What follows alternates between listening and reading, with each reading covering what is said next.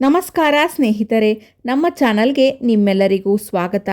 ಹಿಂದೂ ಧರ್ಮದಲ್ಲಿ ಅತ್ಯಂತ ಪವಿತ್ರವಾದ ಮತ್ತು ಕಠಿಣವಾದ ವ್ರತಗಳಲ್ಲಿ ಒಂದಾದ ನಿರ್ಜಲ ಏಕಾದಶಿಯನ್ನು ಈ ವರ್ಷ 2026ರಲ್ಲಿ ಜೂನ್ 25ರಂದು ಆಚರಿಸಲಾಗುತ್ತಿದೆ.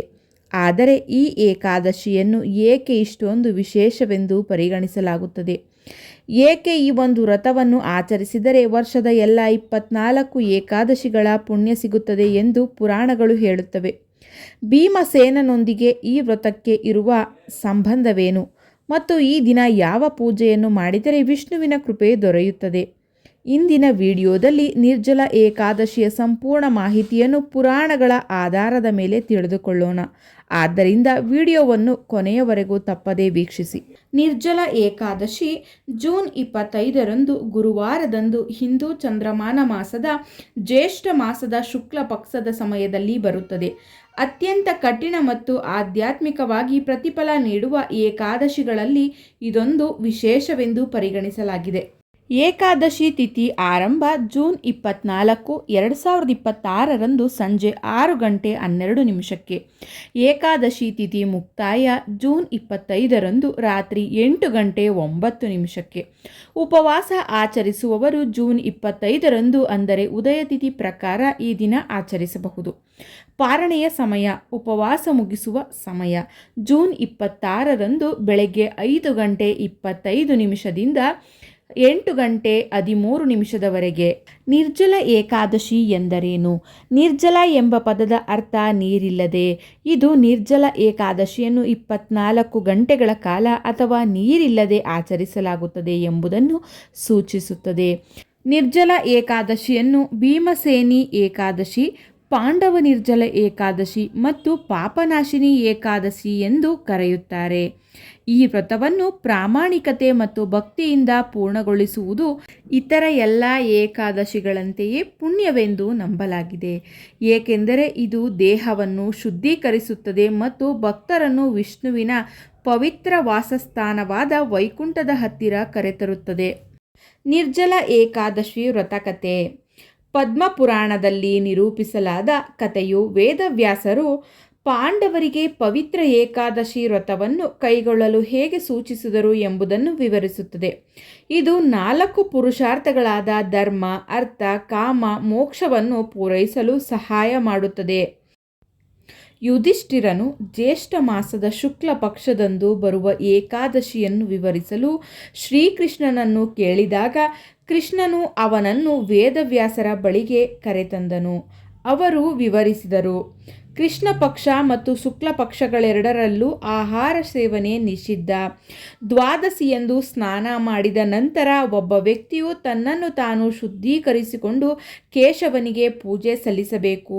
ಯುಧಿಷ್ಠಿರ, ದ್ರೌಪದಿ ಮತ್ತು ಅವನ ಸಹೋದರರಿಗಿಂತ ಭಿನ್ನವಾಗಿ ಭೀಮಸೇನನು ತನ್ನ ಹಸಿವನ್ನು ನಿಯಂತ್ರಿಸಲು ಹೋರಾಡುವುದನ್ನು ವ್ಯಕ್ತಪಡಿಸಿದನು.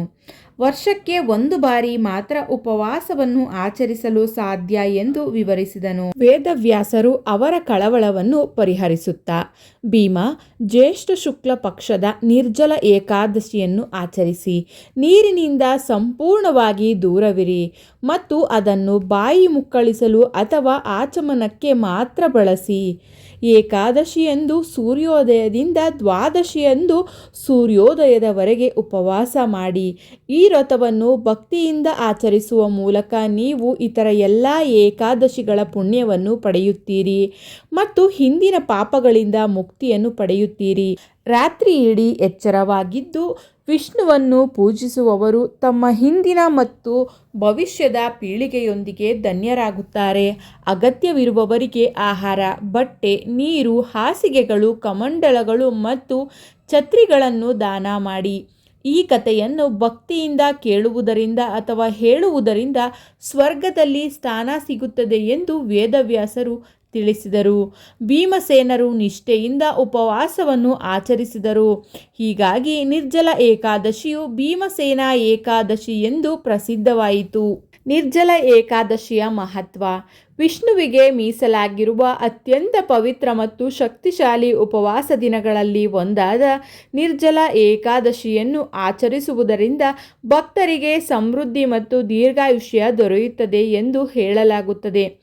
ಈ ಅವಧಿಯಲ್ಲಿ ಪ್ರಾಮಾಣಿಕ ಪೂಜೆ ಮತ್ತು ಆಹಾರ ಮತ್ತು ನೀರಿನಿಂದ ಸಂಪೂರ್ಣ ದೂರವಿರುವುದರಿಂದ ಹಿಂದಿನ ಪಾಪಗಳು ದೂರವಾಗುತ್ತವೆ ಮತ್ತು ದೈವಿಕ ಅನುಗ್ರಹವು ಜೀವನದಲ್ಲಿ ದೊರೆಯುತ್ತದೆ ಎಂದು ನಂಬಲಾಗಿದೆ. ವರ್ಷದಲ್ಲಿ 24 ಏಕಾದಶಿಗಳನ್ನು ಆಚರಿಸಲು ಸಾಧ್ಯವಾಗದವರಿಗೆ ಈ ಏಕಾದಶಿಯನ್ನು ಹೆಚ್ಚು ಶಿಫಾರಸು ಮಾಡಲಾಗಿದೆ. ಧಾರ್ಮಿಕ ಗ್ರಂಥಗಳು ನಿರ್ಜಲ ಏಕಾದಶಿಯನ್ನು ಎಲ್ಲ ಏಕಾದಶಿಗಳಲ್ಲಿ ಅತ್ಯಂತ ಕಠಿಣವೆಂದು ಪೂಜಿಸಲಾಗುತ್ತದೆ. ಇದರ ಆಚರಣೆಯು ವರ್ಷವಿಡೀ ಆಚರಿಸುವ ಪ್ರತಿಯೊಂದು ಏಕಾದಶಿಯ ಸಂಯೋಜಿತ ಆಧ್ಯಾತ್ಮಿಕ ಅರ್ಹತೆಗಳನ್ನು ನೀಡುತ್ತದೆ ಎಂದು ದೃಢಪಡಿಸುತ್ತವೆ. ಈ ಉಪವಾಸವು ದೇಹ ಮತ್ತು ಮನಸ್ಸಿನ ಶುದ್ಧೀಕರಣವನ್ನು ಕೇಂದ್ರೀಕರಿಸುತ್ತವೆ, ಏಕೆಂದರೆ ಇದು ಕಟ್ಟುನಿಟ್ಟಾಗಿ ನೀರಿನಿಂದ ದೂರವಿರುವ ಮೂಲಕ ಆಚರಿಸಲಾಗುತ್ತದೆ. ಮಳೆಗಾಲಕ್ಕೆ ಸ್ವಲ್ಪ ಮೊದಲು ಬರುವ ಇದು ಸಾಂಪ್ರದಾಯಿಕವಾಗಿ ವ್ಯವಸ್ಥೆಯನ್ನು ಶುದ್ಧೀಕರಿಸಲು ಸಹಾಯ ಮಾಡುತ್ತದೆ. ಸ್ವಯಂ ನಿಯಂತ್ರಣ ಮತ್ತು ಭಕ್ತಿಯ ಮೂಲಕ ಆಧ್ಯಾತ್ಮಿಕ ಶಿಸ್ತನ್ನು ಬಲಪಡಿಸುತ್ತದೆ ಎಂದು ನಂಬಲಾಗಿದೆ. ತ್ರಿವಿಕ್ರಮ ದೇವರು ಯಾರು? ಭಾಗವತ ಪುರಾಣ ಮತ್ತು ಪದ್ಮಪುರಾಣದಲ್ಲಿ ನಿರೂಪಿಸಲಾದ ವಾಮನ ಮತ್ತು ರಾಜ ಮಹಾಬಲಿಯ ಮಹಾಕಾವ್ಯದಲ್ಲಿ ಭಗವಾನ್ ತ್ರಿವಿಕ್ರಮನನ್ನು ವಿಷ್ಣುವಿನ ದೈತ್ಯ ರೂಪವಾಗಿ ಚಿತ್ರೀಕರಿಸಲಾಗಿದೆ. ಆರಂಭದಲ್ಲಿ ಅವನು ಯುವ ಬ್ರಾಹ್ಮಣ ಹುಡುಗ ವಾಮನನಾಗಿ ಕಾಣಿಸಿಕೊಂಡವನು. ವಿಷ್ಣುವಿನ ಪ್ರಾಮಾಣಿಕ ಶಿಷ್ಯನಾದ ರಾಜ ಮಹಾಬಲಿ ಅಗಾಧವಾದ ಸದ್ಗುಣ ಮತ್ತು ಶಕ್ತಿಯಿಂದ ಭೂಮಿಯನ್ನು ಆಳಿದವನು. ಅವನ ಶಕ್ತಿ ಎಷ್ಟು ವ್ಯಾಪಕವಾಗಿ ವಿಸ್ತರಿಸಿತೆಂದರೆ ಆಕಾಶ ಲೋಕವೂ ಸಹ ಬೆದರಿಕೆಗೆ ಒಳಗಾಯಿತು ಮತ್ತು ಇಂದ್ರನನ್ನು ಸೋಲಿಸುವುದು ಕ್ಷುಲ್ಲಕವೆಂದು ತೋರಿತು. ಇದು ದೇವತೆಗಳು ವಿಷ್ಣುವಿನ ತಕ್ಷಣದ ಹಸ್ತಕ್ಷೇಪವನ್ನು ಕೋರಲು ಪ್ರೇರೇಪಿಸಿತು. ವಾಮನನ 3 ಹೆಜ್ಜೆಗಳು. ರಾಜ ಮಹಾಬಲಿಯ ಮಹಾಯಜ್ಞದ ಸಮಯದಲ್ಲಿ ವಾಮನನು ಅವನ ಬಳಿಗೆ ಬಂದು 3 ಹೆಜ್ಜೆ ಭೂಮಿಯನ್ನು ಕೇಳಿದನು. ವಿಷ್ಣುವನ್ನು ಗುರುತಿಸಿದ ಮಹಾಬಲಿ ಅವನ ಕೋರಿಕೆಗೆ ತಕ್ಷಣ ಒಪ್ಪಿದನು. ಆಶ್ಚರ್ಯಕರವಾಗಿ ಚಿಕ್ಕ ಬಾಲಕ ವಾಮನ 3 ಹೆಜ್ಜೆಗಳನ್ನು ಇಡಲು ಬೃಹತ್ ದೈತ್ಯನಾಗಿ ಬೆಳೆದನು. ಮೊದಲನೇ ಹೆಜ್ಜೆ ಇಡೀ ಭೂಮಿಯನ್ನು ಆವರಿಸಿತು ಮತ್ತು 2ನೇ ಹೆಜ್ಜೆ ಸ್ವರ್ಗವನ್ನು ಆವರಿಸಿತು. 3ನೇ ಹೆಜ್ಜೆಗೆ ಯಾವುದೇ ಭೂಮಿ ಉಳಿದಿಲ್ಲದ ಕಾರಣ ರಾಜ ಮಹಾಬಲಿ ತನ್ನ ತಲೆಯನ್ನು ಪೀಠವಾಗಿ ಅರ್ಪಿಸಿದನು ಮತ್ತು ವಾಮನನು ಅದರ ಮೇಲೆ ತನ್ನ ಪಾದವನ್ನು ಇರಿಸಿ ಅವನನ್ನು ಪಾತಾಳ ಲೋಕಕ್ಕೆ ಕಳುಹಿಸಿದನು. ಈ ಭಕ್ತಿ ಮತ್ತು ರೂಪಾಂತರದ ಕ್ರಿಯೆಗಳ ಮೂಲಕ ವಾಮನನನ್ನು ತ್ರಿವಿಕ್ರಮ ಎಂದು ಪ್ರಸಿದ್ಧನಾದನು. ಪಾತಾಳ ಲೋಕಕ್ಕೆ ಕಳುಹಿಸಲ್ಪಟ್ಟ ಮಹಾಬಲಿಯು ತನ್ನ ಜನರ ಕಲ್ಯಾಣಕ್ಕಾಗಿ ವಾರ್ಷಿಕವಾಗಿ ತನ್ನ ರಾಜ್ಯಕ್ಕೆ ಭೇಟಿ ನೀಡಬೇಕೆಂದು ವಿನಂತಿಸಿದನು. ವಿಷ್ಣು ಈ ವರವನ್ನು ನೀಡಿದನು ಮತ್ತು ಅವನ ವಾರ್ಷಿಕ ಮರಳುವಿಕೆಯನ್ನು ಕೇರಳದಲ್ಲಿ ಓಣಂ ಹಬ್ಬವಾಗಿ ಆಚರಿಸಲಾಗುತ್ತದೆ.